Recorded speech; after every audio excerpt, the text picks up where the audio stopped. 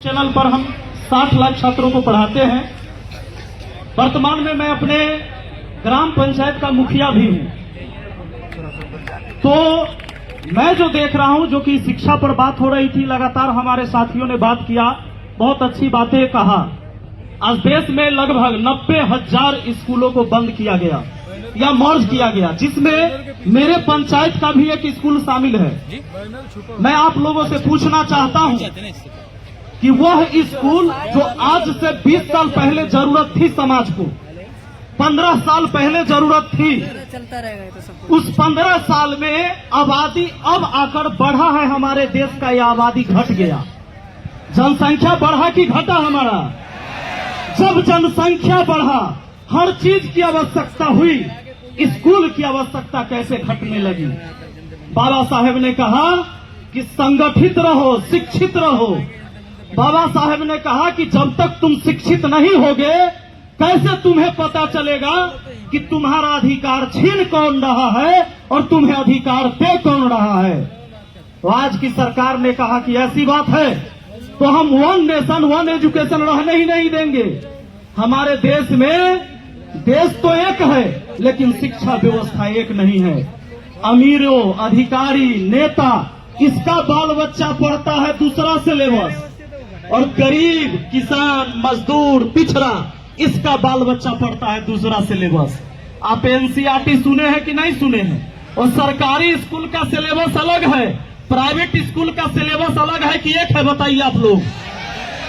तो जब शिक्षा व्यवस्था ही अलग है, जब इस देश में समान शिक्षा नहीं मिल रहा है, तो फिर समान मौका कहां मिला? समान प्रतिस्पर्धा कहां हुआ? कैसे मिलेगा अवसर हमें? आज जो भी बच्चे नीट की तैयारी करते, जिनको डॉक्टर बनना है, भाई इंजीनियर बनना है, किसी को यूपीएससी निकालना है, किसी को बीपीएससी निकालना है, बच्चे तैयारी करते हैं, ग्रेजुएट तो हो जाते हैं, लेकिन जब वो अपने प्रतियोगी परीक्षा में बैठते हैं तो उन्होंने जो ग्रेजुएशन तक अपनी पढ़ाई करी, उसमें से मुश्किल से 15 से 20% उस सिलेबस से प्रश्न पूछे जाते हैं। बाकी एनसीईआरटी का होता है, जो सीबीएसई बोर्ड में पढ़ाया जाता है।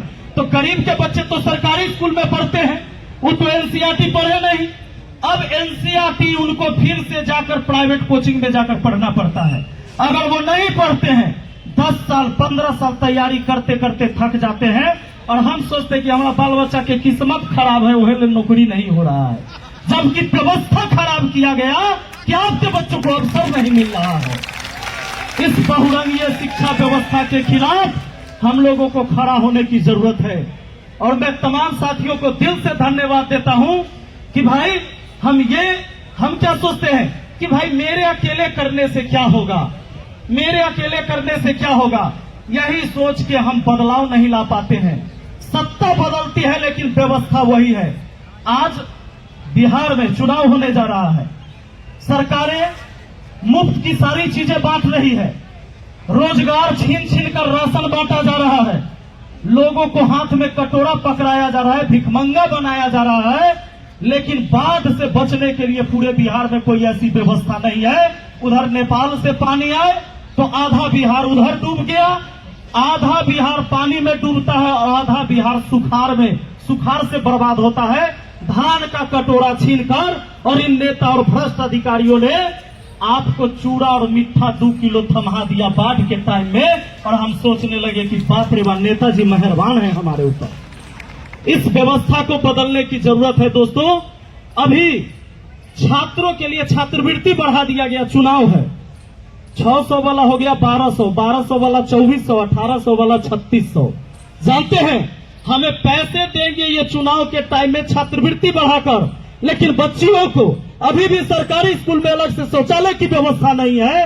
इसके ऊपर किसी नेता अधिकारी का ध्यान नहीं है, शौचालय नहीं बनवा रहे हैं। बच्चियां जब स्कूल में जा रही है तो मुश्किल से, गांव की बच्चियां हैं तो स्कूल से निकलकर फिर घर जाती है सोच के लिए, कभी अगर उसको जरूरत पड़े तो। शौचालय नहीं है, छत झड़कर गिर रहा है, जो ही स्कूल बचा हुआ है उसके छत टपक रहे हैं, सब में 4 दीवारी नहीं है, गेट नहीं है। ये सिलेबस हमको समान सिलेबस नहीं बना कर देंगे, ये हमको सिर्फ छात्रवृत्ति देंगे सिर्फ वोट के लिए। ऐसी शिक्षा व्यवस्था से कभी देश नहीं बदल सकता है दोस्तों। शिक्षा व्यवस्था अगर वन नेशन है तो वन एजुकेशन सबसे पहले चाहिए। सरकार की ऐसी कोई स्कीम नहीं है कि गरीब के बाल बच्चों को अमीर बना देगा। आप अगर गरीब हैं, आप मजदूर हैं, तो आपका आने वाला पीढ़ी भी मजदूर ही पैदा होगा जब तक समान शिक्षा नहीं मिलेगा।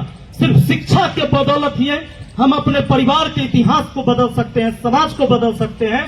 लेकिन यहाँ पर सरकार चाहती है कि आपके बाल बच्चा को ऐसा शिक्षा मिले कि आगे उसे अवसर ही न मिले, वो किसी पद पर जा ही न सके। और जब तक आप अशिक्षित रहेंगे, बेरोजगार रहेंगे, तो भेड़ बकरियों की तरह नेताओं के रैलियों में जाते रहेंगे। इस व्यवस्था को बदलने की जरूरत है। आप तमाम साथियों को हम फिर से धन्यवाद देते हैं कि मुझे भी यहाँ पर आकर दो शब्द कहने का मौका मिला। तमाम साथियों को हम दिल से धन्यवाद देते हैं। हम हमेशा शुक्रगुजार रहेंगे और इस लड़ाई में, ये लड़ाई जहां तक लड़ी जाएगी, हम हमेशा आपके साथ हैं। तन मन धन से लगातार हम आपके साथ रहेंगे। बहुत बहुत धन्यवाद। जय हिंद, जय भारत, जय भीम, जय संविधान। Thank you. साथियों, शांत रहना है, इस प्रोग्राम को आगे बढ़ाते रहना है। हमारे पास समय की कमी है।